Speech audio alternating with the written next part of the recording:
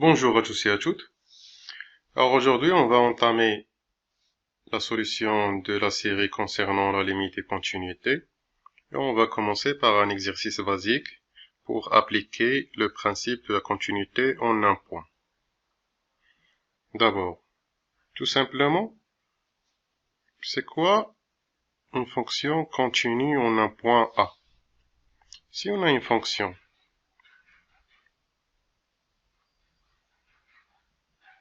définie sur un intervalle AB par exemple, et dans ce point, par exemple d'abscisse x0, on veut décider si cette fonction elle est continue dans ce point. Ça veut dire quoi une fonction qui est continue? Ça veut dire que la fonction ne se coupe pas en passant de A à B. Ça veut dire en passant par là, la fonction ne se coupe pas en un point d'abscisse x0. Ça veut dire que c'est un trait qui est continu. C'est pas un trait, par exemple, qui est discontinu comme celui-là. Ça, c'est un trait qui est discontinu. Et ça, c'est un trait qui est continu. Alors, pour montrer qu'une fonction elle est continue dans ce point, on doit faire quoi? On doit voir pour x, si x tend vers x0, soit du côté droit ou du côté gauche, lorsque la limite de f de x, lorsque x tend vers x0, si on la calcule, et on montre que c'est égal à l'image de à l'image de x0, ça veut dire que la courbe de la fonction allant jusqu'à x0 et se coïncide avec l'image de x0. Alors lorsque ça est vérifié, évidemment, la fonction ou la courbe de la fonction, elle est continue en un point x0. Ici, j'ai schématisé la continuité à gauche et la continuité à droite, mais lorsqu'on a une fonction, la même fonction des deux côtés de x0, la même partie des fonctions des deux côtés de x0, ça veut dire qu'il a la même expression. Ici, il a la même expression. Alors normalement, la limite à droite, c'est le calcul de la limite à droite, c'est comme la limite, le calcul de la limite à gauche. Donc en général, on dit que si on a la limite de x tend vers x0 de f de x est égal à f de x0, alors la fonction elle est continue en x0 ou en un point d'abscisse x0. Et généralement, pour expliquer bien le cas, généralement, on a la continuité à droite et la continuité à gauche. Donc, dans ce cas, on a, si la limite à droite de f de x est égale à la limite à gauche de f de x est égale à l'image de x0, alors la fonction, elle est continue en x0.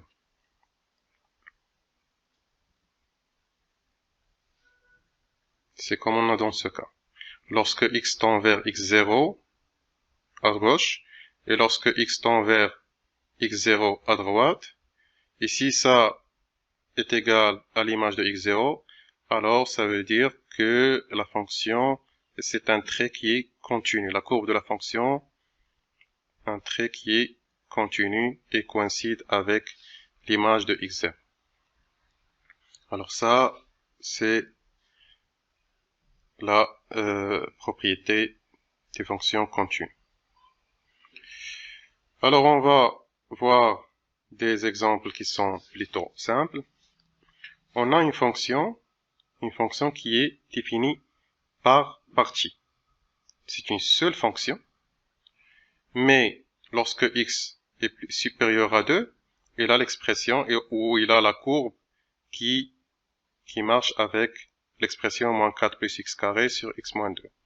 Et si x est inférieur ou égal à moins 2, à 2, alors l'expression ou la courbe de la fonction coïncide avec l'expression racine de x carré plus 12.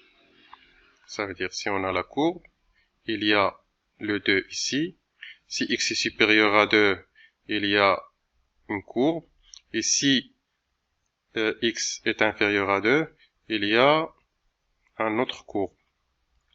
Le problème, c'est que est-ce que cette fonction, elle est continue en 2? Ça veut dire s'il y a un trait continu ici. Alors pour voir ça, on va devoir étudier la continuité à droite et la continuité à gauche. Très bien, donc on va commencer par la continuité à droite de 2. Lorsqu'on dit à droite de 2, c'est pour x supérieur à 2. Alors on va prendre l'expression suivante. Moins 4 plus x carré sur x moins 2. Et ça, c'est une limite qui est généralement simple. D'abord, on va substituer x par 2. Ça donne moins 4 plus 4 sur 2 moins 2, ça fait 0 sur 0. C'est une forme indéterminée. Il est simple de remarquer que on a une identité remarquable. Moins 4 plus x carré ou x carré moins 4, c'est la même chose. Donc, la factorisation de cette identité remarquable, ça donne x moins 2, facteur de x plus 2 sur x moins 2. Je rappelle que a au carré moins b au carré est égal à a moins b, facteur de a plus b. C'est ça ce qu'on a utilisé ici. Très bien, on va réduire par x moins 2. Ça donne la limite sur 2 plus de x plus 2. Et ça, on peut substituer x par 2, ça donne 4. Alors la limite à droite est égale à 4. On peut dire tout simplement, ou si dans un exercice on nous demande si la limite elle est continue juste à droite. Alors on va, pour voir si la fonction elle est continue juste à droite, on va comparer cette limite à droite par l'image de 2. Où on va calculer l'image de 2? Bien sûr, lorsque la fonction elle est définie en 2.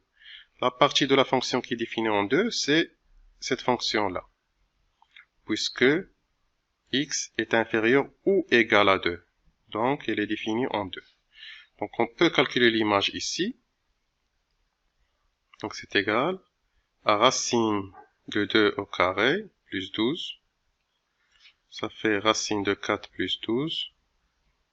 Ça fait racine de 16. Ça fait 4.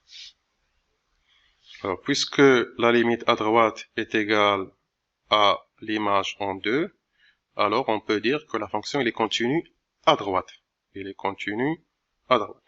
Alors pour vérifier la continuité à gauche, on va procéder de la même manière. 2 moins de f de x. Bien sûr, pour x tend vers 2 moins, ça veut dire x est inférieur à 2. Ça veut dire on va prendre cette expression. La limite x tend vers 2 moins de racine de x carré plus 12. Et ça, c'est comme si on l'a calculé avant, ça donne 4. Donc, la fonction, elle est continue à gauche.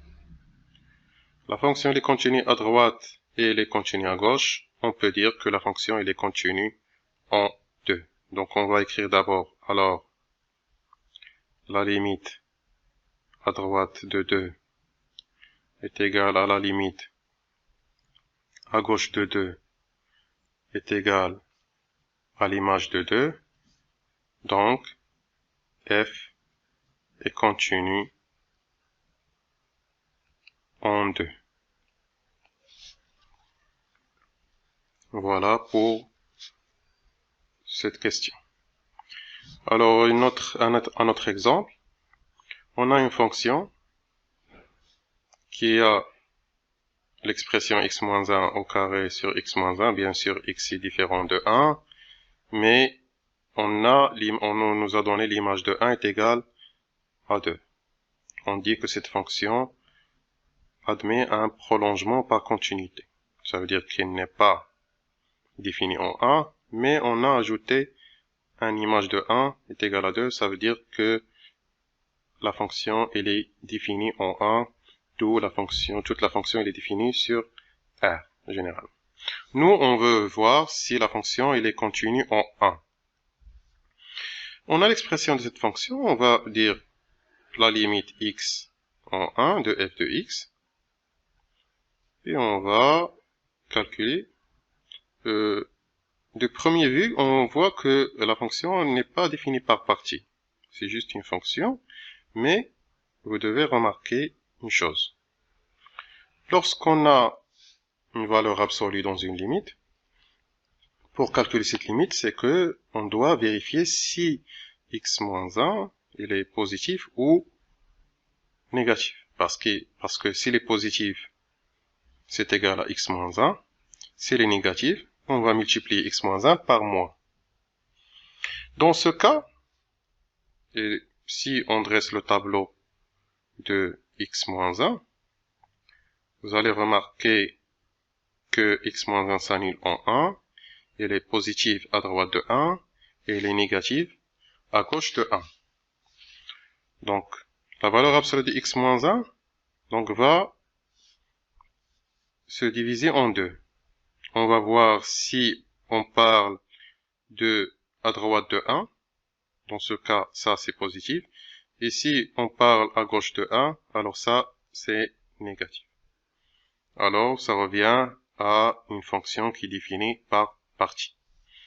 Alors, la fonction à droite de 1, on va voir si à droite, puisqu'on parle à droite de 1, alors on a x-1 au carré sur x-1 tout court. Et si on réduit par x-1,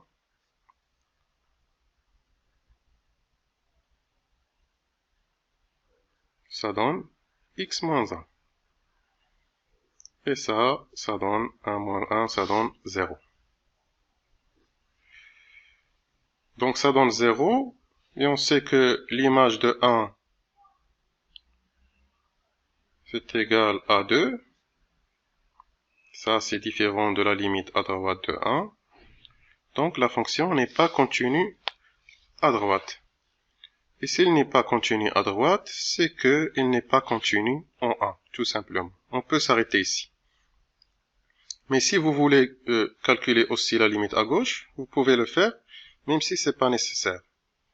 Alors la continuité à gauche de la fonction f de x est égale à la limite de x moins 1 au carré, et pour la valeur absolue de x moins 1, sur 1 à gauche, c'est moins, donc on va multiplier par le moins, ça donne 1 moins x.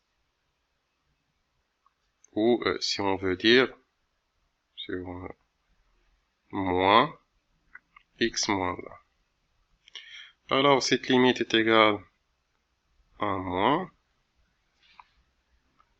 de,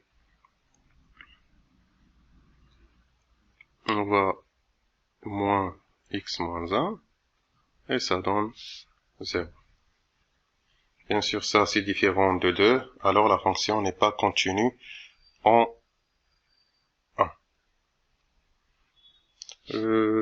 Ici, l'exemple, ça doit avoir ici un 0, mais c'est bien de voir que la fonction n'est pas continue pour traiter ce cas.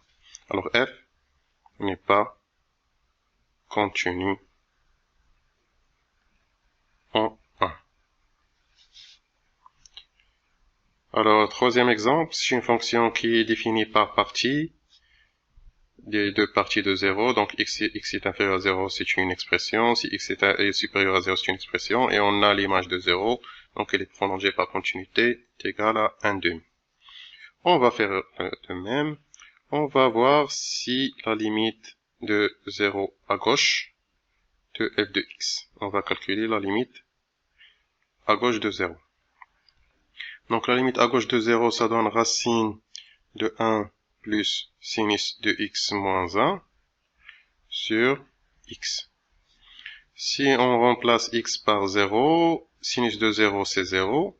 Alors racine de 1 moins 1 c'est 0. Sur 0, c'est une forme qui est indéterminée. Alors qu'est-ce qu'on va faire maintenant? Ce qui nous dérange ici, c'est bien sûr le racine avec le moins ici. On peut penser à ça, c'est comme si on a 1 moins b. Et pour que ce racine peut disparaître, c'est pas le but, mais c'est juste pour simplifier un peu les choses. On doit avoir ici au carré ici. Et pour avoir au carré, on doit multiplier a moins b par a plus b. Pourquoi? Parce que ça donne a au carré moins b au carré. Et lorsqu'on a le carré ici, ça va disparaître.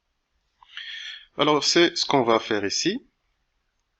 Donc la limite en 0 moins de racine de 1 plus sinus x moins 1, on va multiplier par le conjugué, ça donne 1 plus sinus x plus 1. Pour que ça donne une identité remarquable. Et puisqu'on a multiplié par cette expression en haut, on va le multiplier en bas. Alors racine de 1 plus sinus x plus 1. Comme on a dit tout à l'heure, ça, dans le nominateur, ça donne une identité remarquable. Donc ça donne 1 plus sinus x, puisqu'on a sa racine au carré, moins 1 au carré, donc moins 1, sur x, racine de 1 plus sinus x, plus 1. Donc 1 moins 1, c'est 0. Ce qu'il nous reste, c'est sinus x sur x, et 1 sur racine de 1 plus sinus x plus 1. Comme vous savez, la limite en 0 de sinus x sur x est égale à 1. Ça, c'est une limite qui est usuelle. Donc, ça donne la limite en 0 moins de sinus x. Je vais simplifier un peu les choses.